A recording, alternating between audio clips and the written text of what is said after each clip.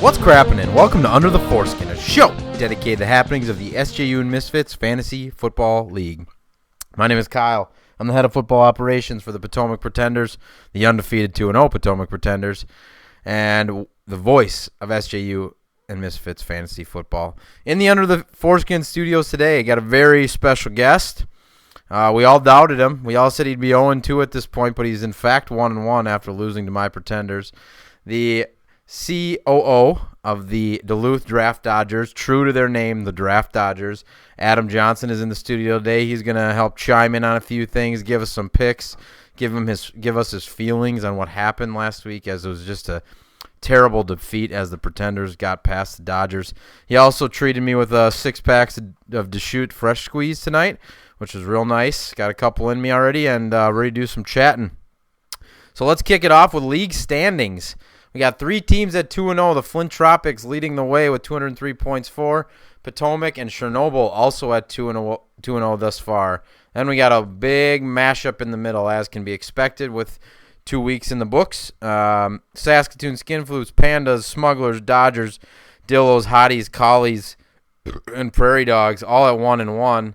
And bringing up the rear in true Zach fashion, Gnawbone Butte Pirates, the Alaskan Pipeliners, and the 3 wins in the entire, maybe it's 8 wins.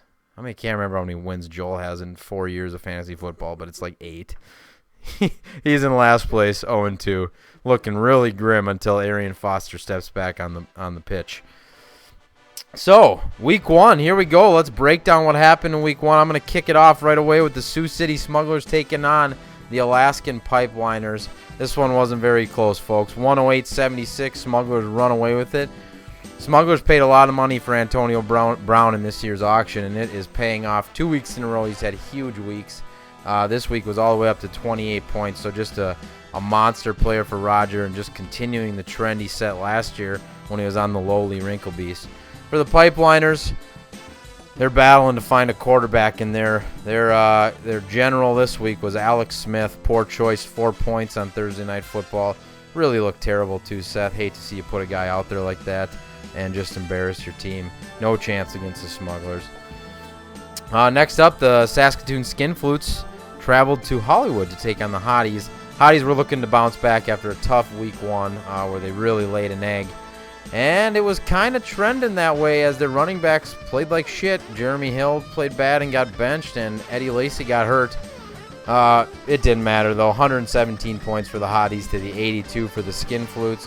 Odell Beckham Jr. came back to life after a quiet week 1 with a big week. And for the Saskatoon Skinflutes, they were missing Le'Veon Bell for 2 weeks. And in his place is the #1 player in fantasy football, D'Angelo Williams, go figure. He had just another absolutely monster week, 26 points. Looks pretty damn spry for someone who came from Carolina and looked like he was pulling a sled there. Chernobyl Tin Whiskers, they took on the Waco Wrinkle Beast, as I mentioned. The Tin Whiskers won. They're 2-0 now. They won 89-57. Kind of a quiet matchup here. Chernobyl obviously played big bucks for Aaron Rodgers, and I guess it paid off this week because he scored 21 points. That was enough to defeat the Waco Wrinkle Beasts, who only had 2 players in double digits. Tough to overcome a 20 burger when you only have 2 players in double digits. Better luck next week, Joel. See you at the bachelor party. Baton Rouge Border Collies took on the Poughkeepsie Pandas, pardon me. And a little bit of an upset here, I'd start to call it. Without Des Bryant, kind of behind the 8 ball. Andre Ellington sidelined, an ugly week 1 with lots of injuries for the Collies. They stepped up. They beat the Pandas 94-83. For the Collies, Big Ben with a 30 burger, just a monster game. Great to see. Love Big Ben. And Emmanuel Sanders on Thursday Night Football as well, had a couple touches for 20 points. Abdullah Donut, though, after a nice week 1, just threw up a big 0 against the Vikes Rundy, which was just chowed by Carlos Hyde in week 1. So I think that Abdullah Donut's name is going to stick if he doesn't come back from what we saw last week against the Vikes. For the Pandas, pretty darn bad week for such a pretty solid team, I'd say. Only 3 players in double figures, no monster numbers, just a really ugly 83 points. He still would have beat me by 13 points, but still not enough to get by the Collies. The Akron Armadillos come out firing against the Butte Pirates, 109-81. The Akron Armadillos saved themselves from going to 0-2, and the Butte Pirates do fall to 0-2. For the Akron Armadillos, Larry Fitzgerald with a 30-burger and Allen Robinson with 28. So 58 points out of the two receivers. Pretty damn incredible. That's what I'd call overachieving. I mean, that's like Zach dating Mila Kunis. I mean, it's just way over kicking their coverage. Well done to Larry and Allen Robinson. Next up, Crabstone Prairie Dogs traveled to Flint to take on the Tropics. They couldn't get it done this week after winning in week 1, 94-69. Pretty hideous week for the Prairie Dogs. I believe the 4th lowest scoring team. Yep. 3rd lowest scoring team. And just not enough to get it done. Carson Palmer had 21 points, but that couldn't make up for all his other players who were in single digits outside of Matt Forte. And for the Flint Tropics, I think it's going to take more than 90 points to beat the Tropics on most weeks. They look pretty good. They had 29 out of Tom Brady, who just absolute stud, who we all thought was going to miss 4 games. And the Denver defense with 24 points. So they look really rock solid, and a lot of teams making bad mistakes against them. Last but not least, the Potomac Pretenders. They traveled to Duluth to take the Draft Dodgers.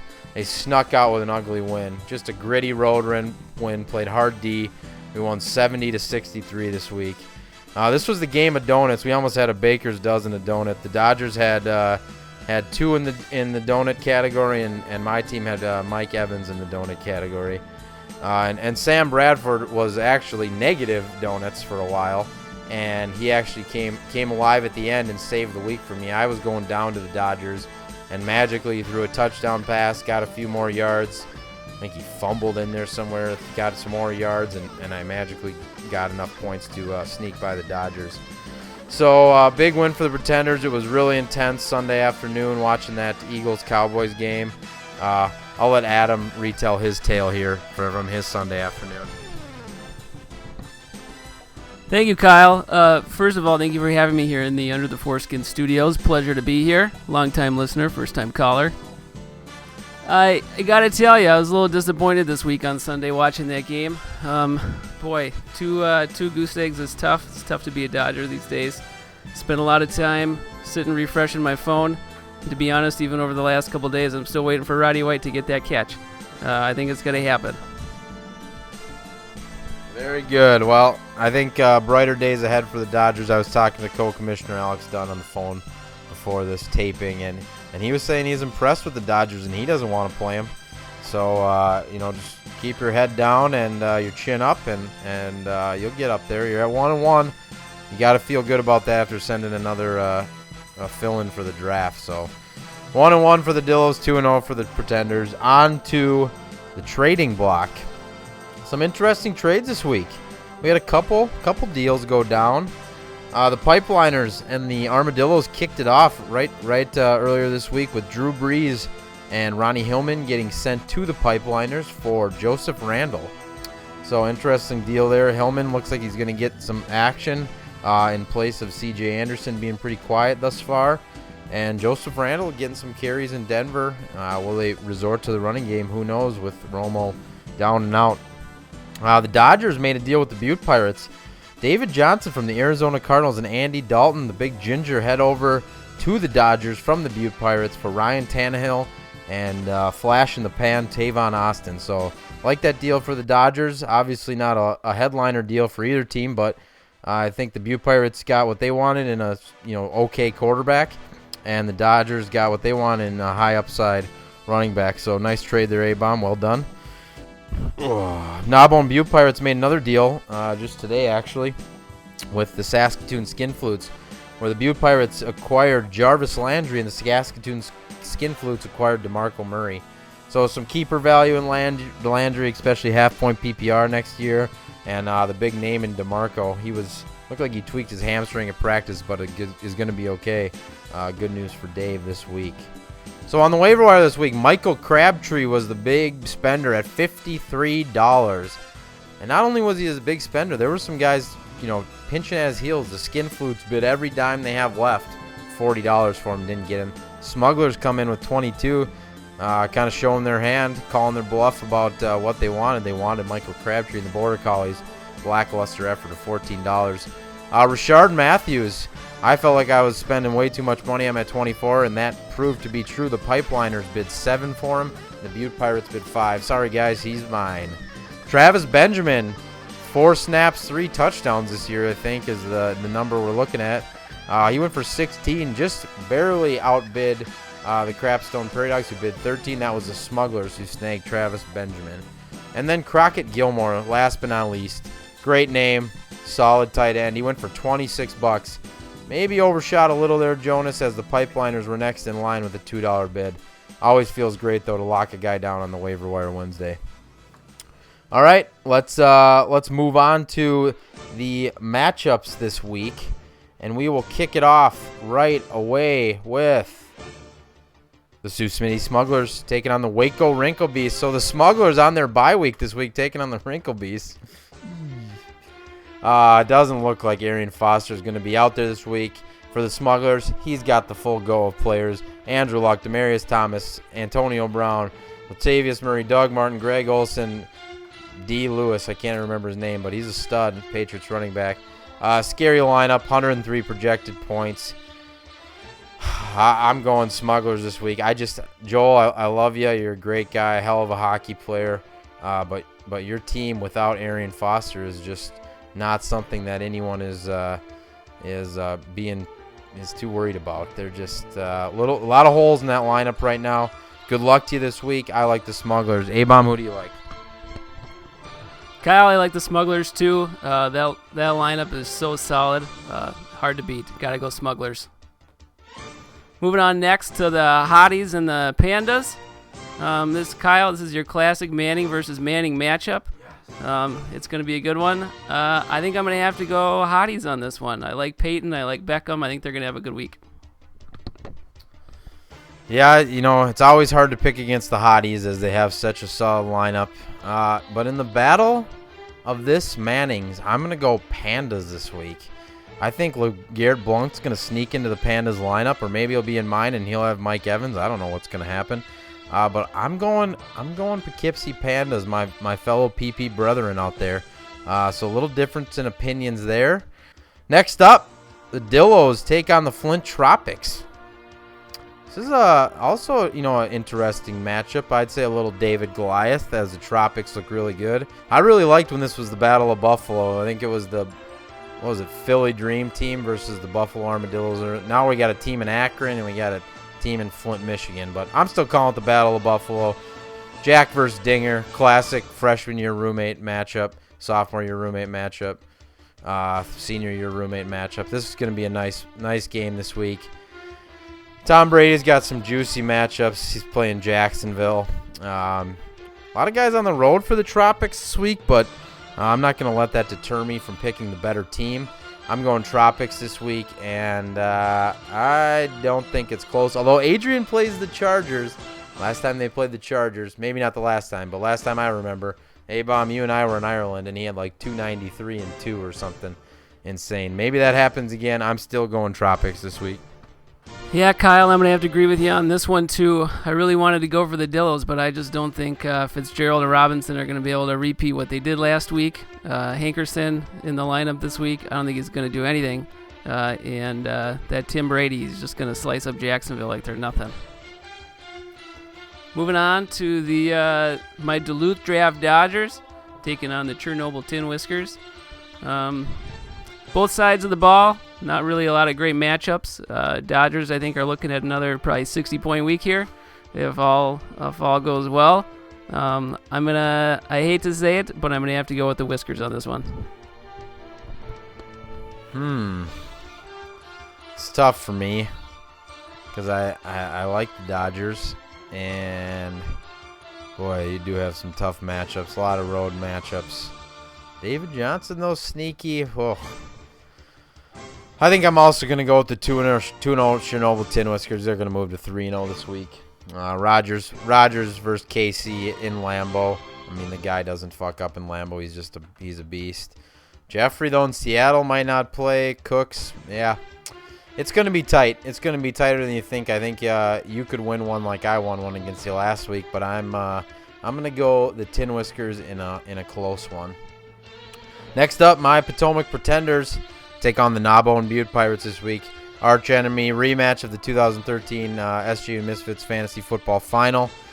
Colin Kaepernick in the lineup this week. Sam Bradford is starting to sniff the pine as the Eagles look like nothing like we expected them to. So I got Kaepernick in there. JC playing at Green Bay. I think JC, is my savior this week. Has another monster week along with Gronk. I'm just going to lean on my superstars this week and hope it's enough to get me past these pesky Butte Pirates. And that way, because of that, I'm picking it. Carlos Hyde, he's probable, but he's got a small brain inside that head, and it's known to shake off the inside of his skull, and that's it for him in the game if that happens. So I'm going Pretenders this week, moving to 3-0. What are your thoughts, Abe? Kyle, as much as I'd love to see you go to 3-0, I'm going to have to go with the Butte Pirates on this one. I like the matchup Tannehill has. I like Carlos Hyde in Arizona. It's going to be close. But I got to go Butte Pirates. All right. Moving on next, we got the Crapstone Prairie Dogs and the Saskatoon Skin Flutes. Crapstone looks like they're going no flex this week. It's going to be tough. I'm not really sure what they're going to do. Treadle always seems to put a good lineup out there. Taylor had a huge week last week. I don't really know if he's going to do it again, but we'll see. I'm going to have to go Crapstone Prairie Dogs on this one. Yeah, I mean, it's the return of Le'Veon Bell this week. So even with Tyrod Taylor at the helm, it's Le'Veon Bell at the helm. I mean, we got Russell Wilson against Chicago. You got to figure that's going to be a decent game for him. But Le'Veon Bell, I mean, D'Angelo Williams looks like Emmitt Smith on the Pittsburgh Steelers. What is Le'Veon Bell going to look like? I'm going Saskatoon Skin Flutes. I don't think it's close this week.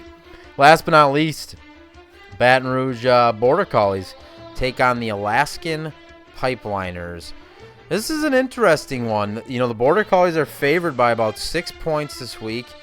Newcomers Drew Brees and Ronnie Hillman are in the starting lineup for the Pipeliners as expected. T.Y. Hilton, he's got Tennessee, probably a pretty favorable matchup. Maybe the Colts right the ship this week. But Big Ben, Manuel Sanders, Randall Cobb, the big names for the Border Collies are going to come out to play. I think it's tight. I don't think there's enough firepower on the Border Collies this week to get past the 0-2 Alaskan Pipeliners. Just feels like a week where the ship is righted for the Pipeliners. I'm going Pipeliners. Love you, Jason. Well, Kyle, I'm going to have to disagree with you a little bit on this one here. Randall Cobb is going to have his breakout week. Monday night, Kansas City. What a better stage. I'm going to go Collies on this one. Very good. I like the differencing of opinions and picks. A successful show, I'd say. 20 minutes of goodness to help get you through your Thursday or Friday morning. Probably Thursday morning. Hopefully nothing goes wrong when I'm putting this thing together here. Thank you for listening. As always, check us out on Twitter at SJU and Misfits or YouTube on YouTube, youtube.com/SJU Misfits. As always, good luck out on the gridiron this week. Abomb, good luck to you this week. I like where you're coming, bouncing back from a tough draft that you weren't at again. Mark your calendars. Dunner, we should get something picked out right now so Adam can mark his calendar. Until next week, good luck out on the gridiron, everybody. Over and out.